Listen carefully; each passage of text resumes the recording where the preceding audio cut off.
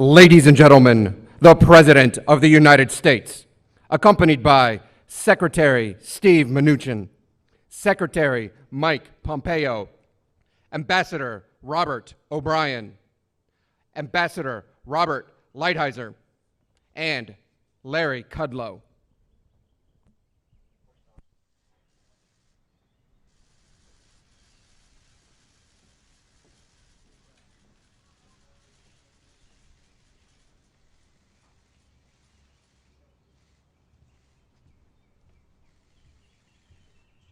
Thank you very much. Good afternoon. Thank you. I'm here today to talk about our relationship with China and several new measures to protect American security and prosperity. China's pattern of misconduct is well known. For decades, they've ripped off the United States like no one has ever done before. Hundreds of billions of dollars a year were lost dealing with China, especially over the years during the prior administration. China raided our factories, offshored our jobs, gutted our industries, stole our intellectual property, and violated their commitments under the World Trade Organization.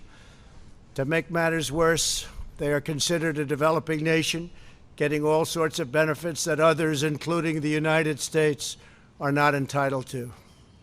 But I have never solely blamed China for this.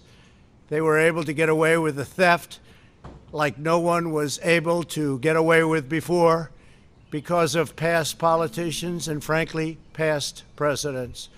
But unlike those who came before, my administration negotiated and fought for what was right. It's called fair and reciprocal treatment. China has also unlawfully claimed territory in the Pacific Ocean, threatening freedom of navigation and international trade. And they broke their word to the world on ensuring the autonomy of Hong Kong. The United States wants an open and constructive relationship with China, but achieving that relationship requires us to vigorously defend our national interests. The Chinese government has continually violated its promises to us and so many other nations. These plain facts cannot be overlooked or swept aside. The world is now suffering as a result of the malfeasance of the Chinese government. China's cover-up of the Wuhan virus allowed the disease to spread all over the world, instigating a global pandemic that has cost more than 100,000 American lives and over 1 million lives worldwide. Chinese officials ignored their reporting obligations to the World Health Organization and pressured the World Health Organization to mislead the world when the virus was first discovered by Chinese authorities. Countless lives have been taken and profound economic hardship has been inflicted all around the globe. They strongly recommended against me doing the early ban from China, but I did it anyway and was proven to be 100% correct. China has total control over the World Health Organization, despite only paying $40 million per year compared to what the United States has been paying, which is approximately $450 million a year. We have detailed the reforms that it must make and engage with them directly, but they have refused to act. Because they have failed to make the requested and greatly needed reforms, we will be today terminating our relationship with the World Health Organization and redirecting those funds to other worldwide and deserving urgent global public health needs.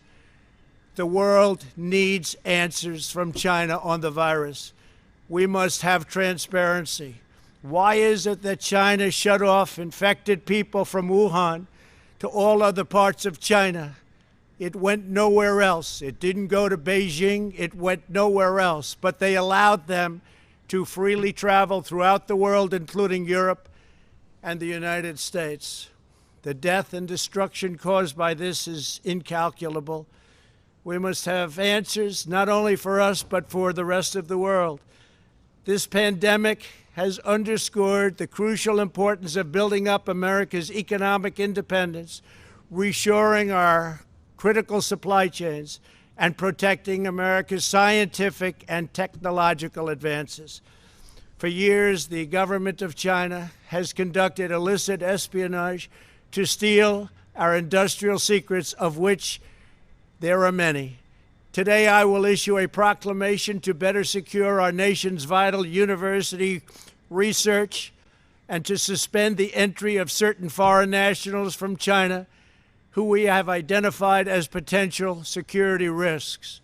I am also taking action to protect the integrity of America's financial system, by far the best in the world.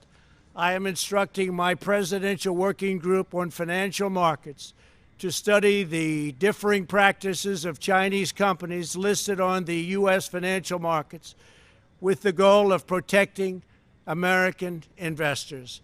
Investment firms should not be subjecting their clients to the hidden and undue risks associated with financing Chinese companies that do not play by the same rules. Americans are entitled to fairness and transparency. Several of the most significant actions we're taking pertain to deeply troubling situations unfolding in Hong Kong. This week, China unilaterally imposed control over Hong Kong's security. This was a plain violation of Beijing's treaty obligations with the United Kingdom in the Declaration of 1984 and explicit provisions of Hong Kong's Basic Law. It has 27 years to go.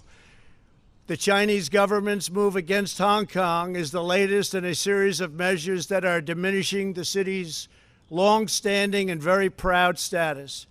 This is a tragedy for the people of Hong Kong, the people of China, and indeed the people of the world. China claims it is protecting national security. But the truth is that Hong Kong was secure and prosperous as a free society. Beijing's decision reverses all of that. It extends the reach of China's invasive state security apparatus into what was formerly a bastion of liberty. China's latest incursion, along with other recent developments that degraded the territory's freedoms, makes clear that Hong Kong is no longer sufficiently autonomous to warrant the special treatment that we have afforded the territory since the handover. China has replaced its promised formula of one country, two systems with one country, one system. Therefore, I am directing my administration to begin the process of eliminating policy exemptions that give Hong Kong different and special treatment. My announcement today will affect the full range of agreements we have with Hong Kong, from our extradition treaty to our export controls on dual-use technologies and more, with few exceptions. We will be revising the State Department's travel advisory for Hong Kong to reflect the increased danger of surveillance and punishment by the Chinese state security apparatus. We will take action to revoke Hong Kong's preferential treatment as a separate customs and travel territory from the rest of China. The United States will also take necessary steps to sanction PRC and Hong Kong officials directly or indirectly involved in eroding Hong Kong's autonomy and just, if you take a look, absolutely smothering Hong Kong's freedom. Our actions will be strong. Our actions will be meaningful. More than 2 decades ago, on a rainy night in 1997, British soldiers lowered the Union flag and Chinese soldiers raised the Chinese flag in Hong Kong. The people of Hong Kong felt simultaneously proud of their Chinese heritage and their unique Hong Kong identity. The people of Hong Kong hoped that in the years and decades to come, China would increasingly come to resemble its most radiant and dynamic city. The rest of the world was electrified by a sense of optimism that Hong Kong was a glimpse into China's future, not that Hong Kong would grow into a reflection of China's past. In every decision, I will continue to proudly defend and protect the workers, families, and citizens of the United States of America. Thank you very much. Thank you.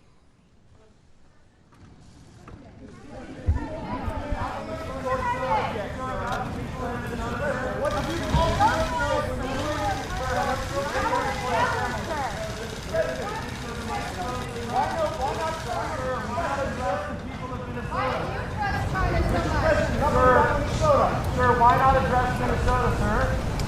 Bill does the news conference. What's that? Ah.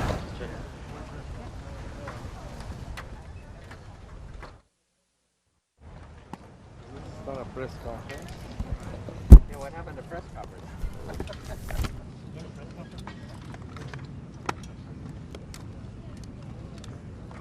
It's all about people. Hong Kong.